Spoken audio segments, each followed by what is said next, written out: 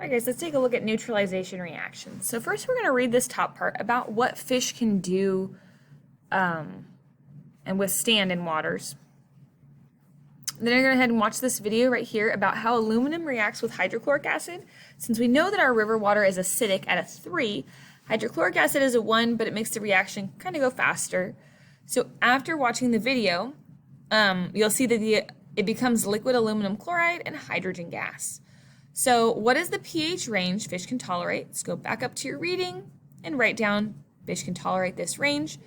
Recalling that as pH of 3 in the river water, predict what would happen to that aluminum. Would the aluminum concentration of dissolved aluminum increase, or would it decrease if the water is acidic? Go ahead and record your ideas there. Then what you're going to do is go play the collisions game. If you don't remember your login, there is a spot in the corner that says play without a count. You can play that part. And you're going to take a screenshot. When you play, you're going to play acids and bases. And you're going to screenshot right where you have 4 levels. So neutralization reactions are when you have an acid and a base mixed together to form a salt and water. Different types of salts, not always sodium chloride. So first off, what is a salt? So go ahead and write what a salt is right next to it. Then determine what is missing down below.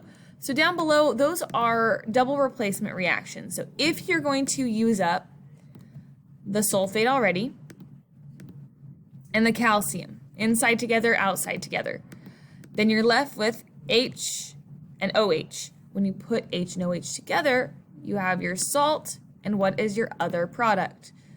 Same here, you have your salt, and what is your other product? List that there. And it's already balanced for you, so you just need the molecule. Then what would you expect the pH of a solution produced by a neutralization reaction to be? So neutralization, is it going to be acidic, basic, or neutral if it's neutralization?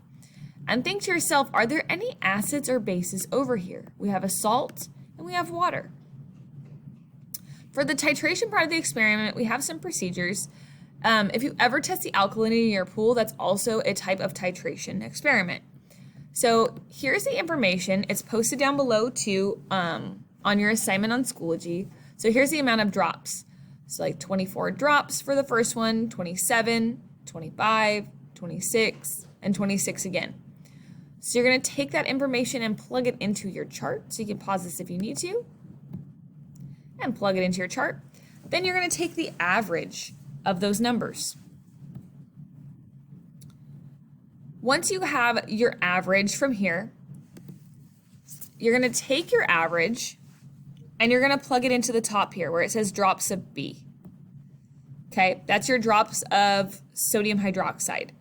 So if your average is like 25, 26, you'll take your average and plug it in. Then you're going to plug in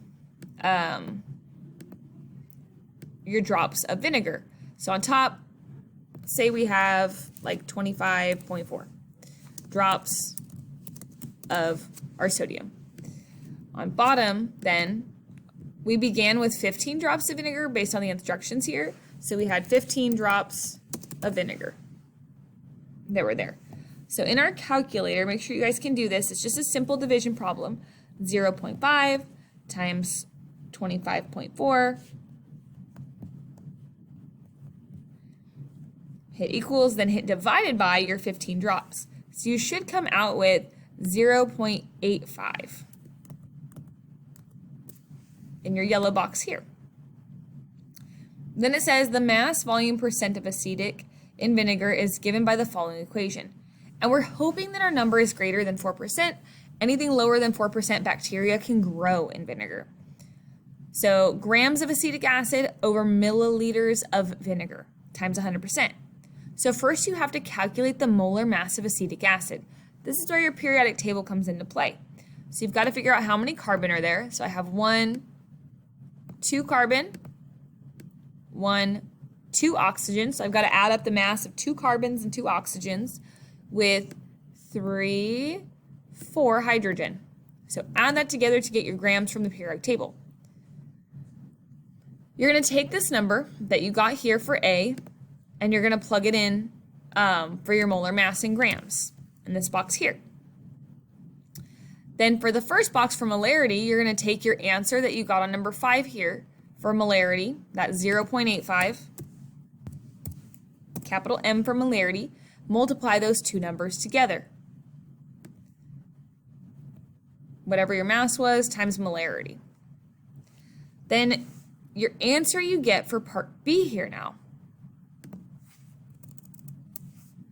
You're going to take your grams per liter and plug it in on top. So whether it's 50, 51, say 51 per 1 liter on bottom. Okay, what we're going to do is multiply across and then divide. So you have 51 over 1, which is just 51. Our liters will cancel diagonally. So we have 51 divided by 1,000. So go ahead and do your 51 divided by 1,000. Then you're going to times it by 100. And then record your percent here. Whether yours was 51 or something else, so record your percent here. And think, is that greater than 4%? I believe it should be greater than 4%. Most groups got somewhere between 4.5% to 8.2% in class. On here, it should be somewhere close to 5 or slightly over 5%. So suppose that the vinegar contained 20% acetic acid instead of that 5%. How would this change the number of drops of the base needed to neutralize?